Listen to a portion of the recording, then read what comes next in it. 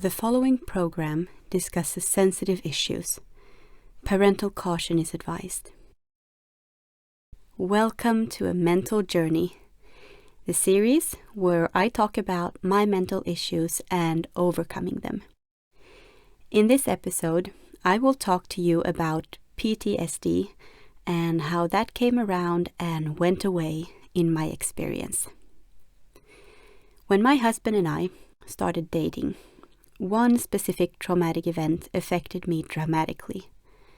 Prior to that, there had been some events that I became more or less traumatized by, according to the psychological diagnostic criteria. But the event that I will share about had the most dramatic effect on me. To protect the ones involved, I will not go into detail of what happened, but I can tell that it was not a physical trauma, but a deep emotional trauma caused by rash, insinuating, and disgusting words and accusations.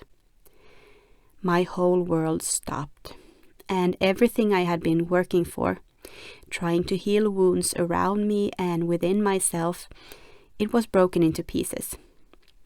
At first, I felt numb. Then, as reality started to creep in, I felt stabbed.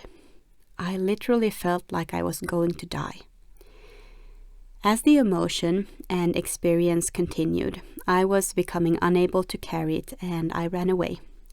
Out in the night, crying and screaming uncontrollably, not knowing what else to do than to jump down from the bridge I was pacing. I don't remember if I prayed with words. I just remember screaming and crying, looking up to heaven for deliverance.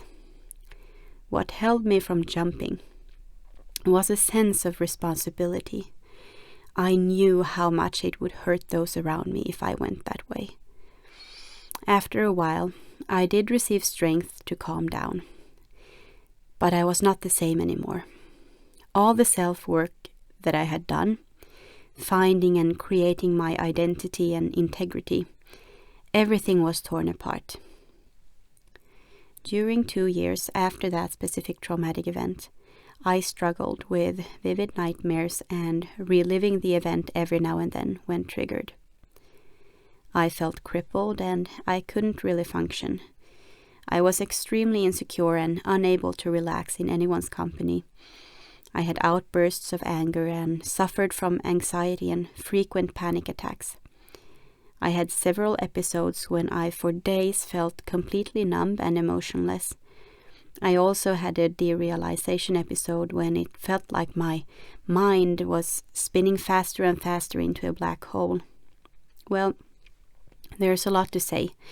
I had profound suicidal thoughts, and once I actually drove to the psychiatric emergency reception because I knew that it was unsafe for me to be alone.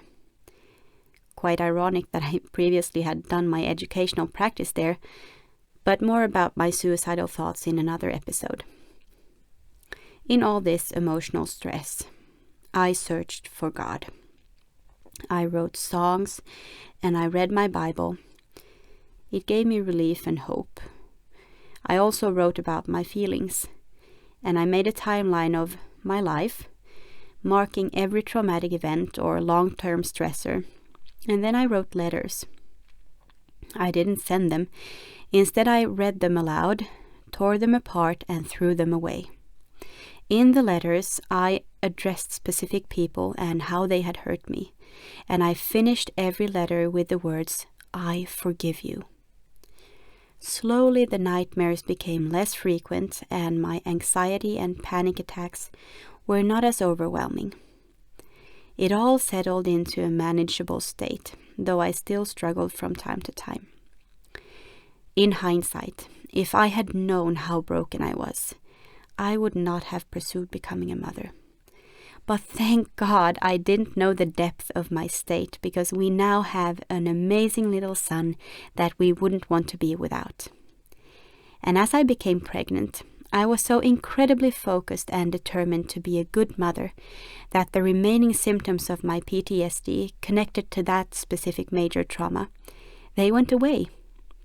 Now, I still struggled with my mental health, but becoming a mother pleading with God for strength, taking time to read the scriptures and meditate on them, and actively fighting not to look at my brokenness, but instead looking at my son and his needs. It all helped me to overcome. Everything else became secondary. But in turn, my body broke down for lack of sleep and rest. For 6 months, my son slept about 20 to 40 minutes at a time, and the only way to calm him was me nursing him.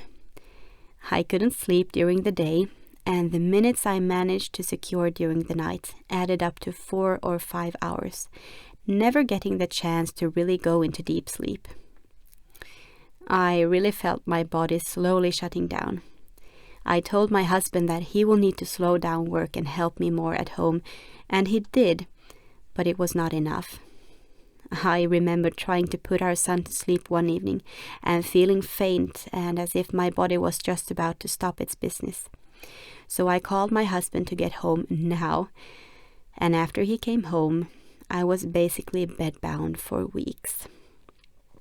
But as I stopped business as usual, God came into my life in a more profound way. At last, I was ready to listen without trying to interrupt. In the next episode, I will deal with my physical burnout, and after that, I will go more into details about my suicidal thoughts and my anxiety and panic attacks. Because even though I felt quite okay after becoming a mother, as I lost my physical strength, some of my issues blossomed again, and my search for deep answers really began after I lost my ability to fix things. At that time, I started a deep spiritual journey and a truly purposeful healing process. Later, I will also have an episode where I discuss my previous eating disorder, which also went away when I became a mother, since I felt amazingly beautiful in my overweight and floppy postpartum body. I mean, I carried a baby, and every mark on my body testified to that, and I felt proud. I know this can be sensitive for some, but for me, I felt that being a mother was my style. And all my previous insecurities went away because I was now a mother and I looked like one. But the tendencies to my eating disorder has reappeared in different situations after that. And I believe it needs a specific episode to highlight the importance of tackling every inclination to harm the body through food intake or control. And in the last episode, I will deal with the topic of complex PTSD, because some specific symptoms connected to complex brain trauma was what I was left with after being healed from my other issues. So stay tuned, and as always, don't give up. There is hope.